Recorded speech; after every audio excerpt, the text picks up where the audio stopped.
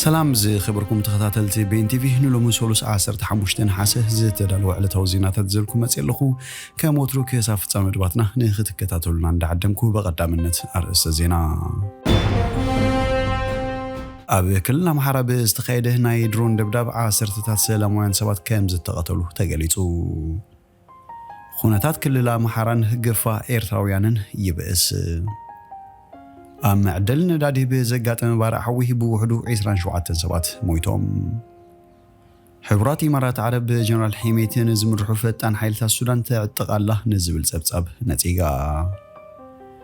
إسرائيل بكل محركة بذكر زلو قجت نمدحن ناي أيهود مبقول زلو مقاستات كل تميت إثيوبيون كام زوت ساعتن كالين زد هسس مدبات حيزلكم همت إلخو سناي ناي مكتتال غزي إن داتا منخم أبزا چانال دما ناي وطرو تختاتلتي نختكونو سابسكرايب بمقوار ناي دول ملكت كتوقو بخبري يقدمكم أب كلنا محارب استخير ناي درون دبداب عصر تسلموان سوات كام زد تقتلو تقليتو أبي إثيوبيا زوبا معرب جوجاما بتركب كتما فنوت وسلام باستخيره ناي درون دبداب عصر تسوات كام زد تقتلو تقليتم أبتي بعصر تسلستن حسس استخير دبداب كاب عسراك ساب سلاسة سبات كام زد تقتلو نامنشتات حكمنا بمتكاس دو تشيفيله أقالحوم أب كوابتا كتما منغو سراويت منغستن مليشاتات أمحاران كمون عطوغات فانون كوينات يغطسل مهلاو زحابرو خالوت منشتات بوغنوم سراويت منغستي حنانايتي أبايتا زوردو كسراتات ناي نفرتي حاجز كامز حتته أنا تيروم بهليكوبترات زي تسني من قصاص سراويت إثيوبيا من بارو زحابرا خالوت مبروبات زينات هاجر بوغنن سراويت إثيوبيا نابتا كتما خاطو بزي مخالو ناي درون دبداب كامز كايده وغيسان ات منغستي بتحتو عطوغات فانون مليشاتاتن زصنها بحر دارن ጎንደርን ዝርከበን ሓያሉ ከተማታት ከም ዝተዋጸረን ፈሪሱ ዝነበረ ጸጥታተን ከተማታት ናምንውር ከም ዝተመለሰን እዩ ዝገልጽ እንትኾነ ብካል ክፋል ክላም ሓራ ግጭት ይቕጽልን ደብዳብ ድሮና ብዝተኸደላ ከተማ ፍኖተ ሰላምን ካልኦት ድማ ልዑል ወጥሪ ነጊሱ ምህላውን መርበባት ዜና ኢትዮጵያ የመላኽታ ኩነታት ክልላም ሓራን ገፋ ኤርትራውያንን ይበስ ኮሚሽን ሰው መሰላት ኢትዮጵያ የሰሞኩ አባ አዲስ አበባ አብለለ ኤርትራውያን ተወለድታ አምሐራን ዝግበር ዙል ግፋን ማሰርትን ከም ዘሻቀሎ ተማሊ 14 ሐሰ አብዞጾ መግለጽ ሐቢሩም እቲ ኮሚሽን ገለ ካብቶም ዝተገፉ ኤርትራውያን አብ ኢትዮጵያ ፖለቲካዊ ዕዋዝ ሓተቱ ኮኑ ከም ዝኽሉ ብምሕባር ንሓያለ ስድራቶም ዝተኣሰሩ እንተኣዘራረበ እኳ ኩነታቶም ዝተኣሲሮም ዘሉ ምፍላጥ ግን ከዘራርብ ፍቃድ ከም ዘይተዋሃበ ጠቂሱም أب أديس أبابا كبابي كبير جفا خمزلون بزحت إيرتراويان تأثيرهم كام زلون نبيسي أبزهاو حبريت هجريزهم بس إن كتذكر زلوا جفا بزحت كاب جزهم كوتسو سجيهم كام زلوا بمحبر أبي تبي أورهي سنون حيالو إيرتراويان تجفهم نبيرترا كام سجوا ذكريهم تخمشين أبز حلفة سنة 2023 قبل لتوم أو أديس أبابا زنبرو إيرتراويان سد تنياتات حتى تعوان خج برزت إحنا ما صرتي دو قبل تسويه من باري فلات عكلات تامنغ إثيوبيا مودة سنة 2023 أبتا هاجر كنبرو زصنحو أستاد كلتميت زخون إيرتراويان بحيلنا بهاجرهم ماليس وميم بونو خانه زغداي باربا زكاتل زنبره كوميشن سو مسلات إثيوبيا تحت عدم زركبو أستاد كلتميت زغمتو إيرتراويان بغديتا ناب إيرترا مملاس كام زشاولو مغلصي أوصي منبارو ذكر اتو كوميشن مستياب كلام حرز ذكر زلو كينات تحيزو اتوما بسمين ጎንደር ወረዳ ህዳባት ማስከር ስደተኛታት ዓለም ዋጭ ዝርከቡ ኤርትራውያን ስደተኛታት ንአዝዩ ዝኸፈና የጸጥታ ሓደጋ ተቃሊዮም ምህላዎም ገሊጹም ዳርጋ ሁሉም ቶማ ማስከር ዓለም ዋጭ ዝርከቡ ኤርትራውያን ስደተኛታት ካፕተን በሰንኪያ በትግራይ ዘተወለኩ ኩናት ዘተዓጽዋ ኣብ ትግራይ ዘተደኮነ 4 ማስከራት ስደተኛታት ተፈናቂሎም ዝመጽዮም ኮሚሽን ሰው መሰላት ኢትዮጵያ በሰንኪያ መንጎ ሰራዊት መንግስት ኢትዮጵያን እጥዋት ፋኑና በክላም ሓራተ ወልዑ ዘሎ ኩናት አዝዩ ከም ዝተሻጋሎን ገሊጹሎም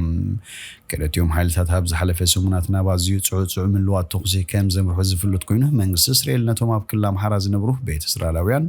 ኣብ ዝሓለፈ ሰሙን ካብቲ ክልል ኣውጽይዎም እዮም ኮሚሽን ሰው መሰላት ኢትዮጵያ መግለጺው ቶም ኣብ ኩናት ተጻሚዶም ዘለው ግናት ትሕሰት ሕጊ ሰው መሰላት ብቕጽበት ደው ከብሉ ብምጽዋዕ ነቲ ኩነታት ብዕምቆት ከም ዝከታተሉ ገሊጹሎም ኣብ ክልላም ሓራ 10 ሰላማውያን ሰባት በደብዳብ ናይ ድሮን ከም ዝተቃተሉን ይግለጻሉ معدلنا دادي بزقات مبارع حويه بوحدو 27 سبات مويتهم ኣብ ደቡባዊ ሩስያ ግዛት ዳጊስታን ኣብ መዕደል ነዳዲ ብዘጋጠመ ነታጉን ባርዕን ብውሕዱ 27 ሰባት ሞይቶም እቲ ነታጊ ኣብ ገማግም ባሕሪ ካስፒያን ኣብ እትርከብ ርእሰ ከተማታ ግዛት ማካቼካላ እዩ ኣጋጢሙ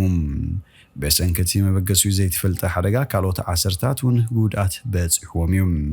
ካብቲ ከባቢ ዝተዘርግሑ ስእልታት እቲ ብለይቲ ዘጋጠመ ሓደጋ ዝፈጠሩ ገዚፍ ብርሃንን ብዙሓት መጥፋእቲ ሓውን የርእዩ ሰመዚ ብወገኖም ኣስታት 260 ሰራሕተኛታት ሂወት ኣድሕን ከም ዝተዋፈሩን ጉድኣት ዝበፅሖም ሰባት ብነፋሪት ከግዕዙ ከም ዝተገበረን ሓቢሮም ወኪል ዜና ሩስያ ኢንተርፋክስ ካብቶም መወቲ 3 ህፃናት ከም ዝርከቦም ንዶኳተር ብምጥቃስ ፀብፂባ በተወሳኺ ተባራ ሓዊና ብ600 ርብዒት ኪሎሜትር ስፍሓት ከም ዝተጋፍሕን ሓደጋ ተወሳኺ ነታጉ ከም ዝገበረን እታ ወኪል ዜና ገሊፃ ጋዜጣ ኢቬስቲያ ዝተጠቐሰቱ ሓደ ምስክር ዓይኒ ድማ እቲ ሓዊ ብማዕዱ እቲ መዕደል ነዳዲ ኣብ ዝነበረ መዕረፊ መካይን ከም ዝጀመረ ተዛሪቡ እቲ ምስክር ዓይኒ ድሕሪ እቲ ነታጉ ኩሉ ነገር ናብ ርእስና ወዲቑ ድሕሪኡ ዝኾነ ክንርኢ ኣይከኣልናን ኢሉ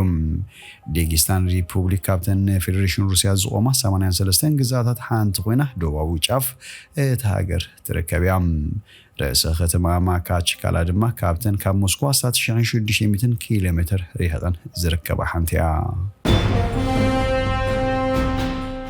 ሕቡራት ኢማራት ዓረብ ብጀነራል ሄሜቲ ዝምርሑ ፈጣን ሓይልታት ሱዳን ተዕጥቃላ ንዝብል ፀብጻብ ነፂጋ بدرجة عالم العلتين بابنة زلوه هو ستريس جورنال بعصرة حساب زقربو صبصاب تعربو وتهاجر ابتي كاب مفار ورحي ميازيات حيزو زيت ولا كنا طالقه بمئتو نفتان حيلتات تعطق مهلوه زقلت صبصابيا قريبا ሚኒስትር ጉዳያት ወፃኢ ሕብራት ኢማራት ዓረብ ኣብ ዘውፅኦ መግለፂ በወገኑ እቲ ፀብጻብ ሓቅነት ዘይብሉ ብምጥቃስ እቲ ሃገር ኣብ ኩናት ሱዳን እትሕግዞ ወገን ከም ዘይብላ ኣረዲዩ ሕብራት ኢማራት ዓረብ ኣብ ጉዳይ ሱዳን ዘይሻራው መርገፂ ዘለዋ ዝበለት መግለፂ ግጭት ክልቲኦም ተጻረርቲ ሓይልታት ዶ ክብልን ሓድነት ሱዳን ከቀብን ከም ተጣበኽ ኣነፂሩም بجنرال عبد الفتاح البرهان زمرح سراويت منغستي حد هاجرات فطان حيلتات يدغفا مهلاون زوقسو كون تخونه سمتن هاجرات كامرقح ግን ተቆጢውሎ እስራኤል ኣብ ክልል ኣምሓራ ካብ ዝካየድ ዘሎ ግጭት ንምድሓን ናይ ኣይሁድ መበቆል ዘለዎም ኣስታት 200 ኢትዮጵያውያን ኣውፅያ ሚኒስትር ጉዳያት ወፃኢ እስራኤል ኣብ ዘውፅኦ መግለፂ ቶም 174 ኢትዮጵያውያን ካብ ጎንደር ቶም 30 ድማ ካብ ባህር ዳር ኣብ አዲስ አበባ ብምእካብ ናብ እስራኤል የግዕዞም ህላው ኣነፂሮም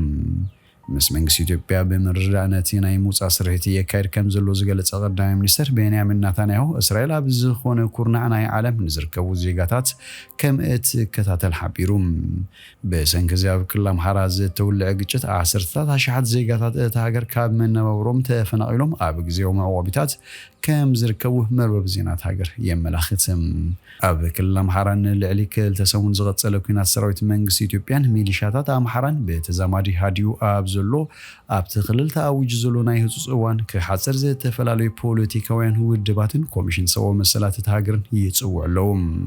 መንግስቲ ኢትዮጵያ ነቲ ፈተነ ዕልዋ ክልላዊ መንግስትን ፌደራልን ዝወቕሱ መጥቃዕታት ሓይልታት ኣምሓራ ደው ንምባል ሕጊ ናይ ምኽባር ወፍሪ ክሳብ ዝዛዝም ናይ 6 ኣዋርሒ ናይ ህፁፅ እዋን ኣውጅ ምህላው ይፍለጥ ዝበዝሓ ከተማታት ክልል ኣምሓራ ካብ ሚሊሻታት ዕጡቃት ፋኖን ሓራ ኮይነን ምህላውን መንግስቲ ኢትዮጵያ እኳ እንተገለጸ ህዝባውን ማሕበራውን ኣገልግሎታት በስሩዕ ከም ዘይጀመረ ይጠቅስ خبركم تخطاتلتي بين تي في نلو مزبلنا يوم سنادونا أبز ودينا لنا مسانا سلت سنحكم بلبنا مسجن ببزلخمو سلام